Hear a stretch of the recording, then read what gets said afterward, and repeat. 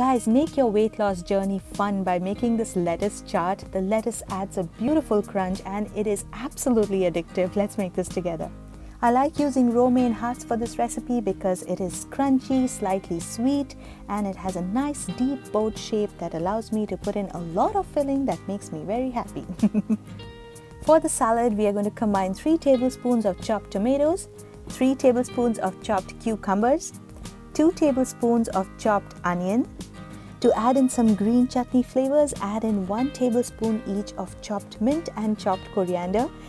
Next, we will add a 1/4 teaspoon of cumin powder, a 1/4 teaspoon of chaat masala, a 1/4 teaspoon of red chili powder, a 1/4 teaspoon of black salt or kala namak.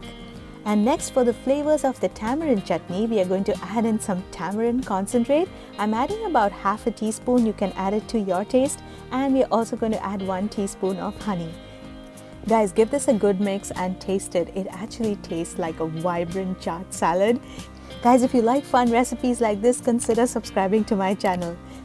Time to fill up our lettuce cups and shower with bhel puri save. If this is a weight loss recipe, use a little less of the save and enjoy.